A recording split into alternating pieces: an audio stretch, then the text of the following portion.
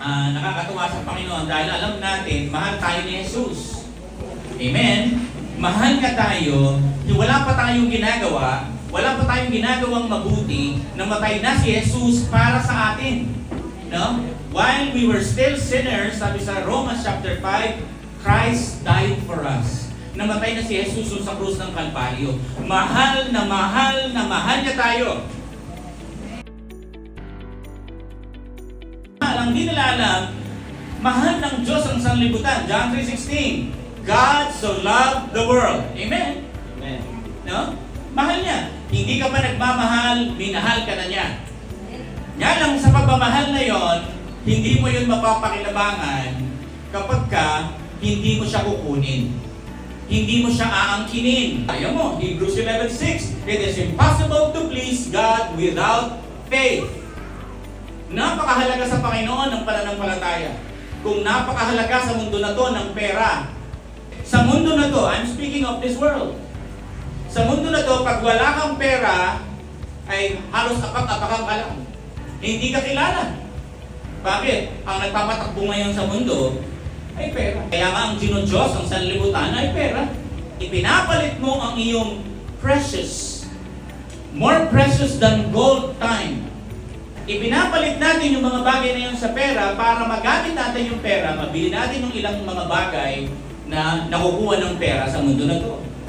Yet, walang nagtsatsaga na kumuha ng pananampalataya samantalang sa kaharian ng Diyos, ang kailangan mo ay malaking pananampalataya.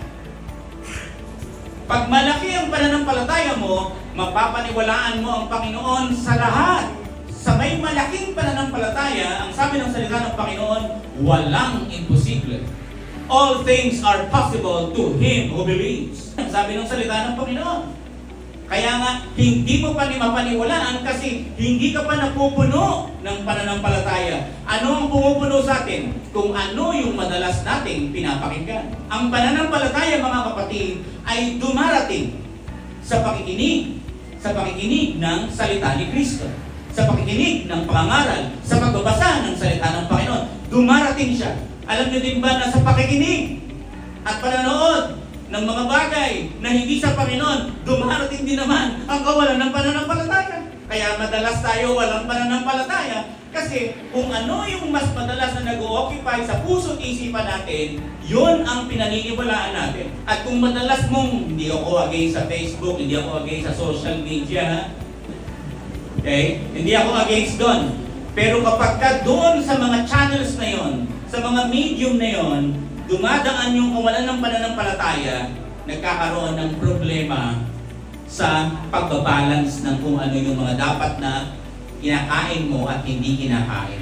At sa ayaw mo at sa gusto, kung pagkain lang yan, na ilulura mo. Pero kung saan man, anuman, dumaan sa mata mo, narinig ng tenga mo, ang hirap iluwa.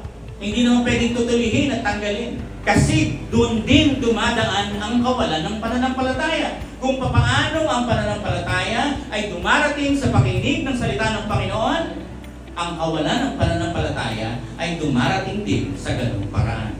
Sa pakikinig naman ng hindi salita ng Panginoon. Romans 10:17. Ano ba kayo? Kaya nga, minamabuti natin palagi na ang ipangaral sa bawat isa, mabasa ng inyong mga mata, ay salita ng Panginoon. Para pag dumating yung salita ng kaaway, alam mo, hindi salita ng Panginoon. Alam mo na ang salita ng Panginoon, dun lang ang ginagamit mo para maniwala, pero yung hindi salita ng Panginoon, nasasala.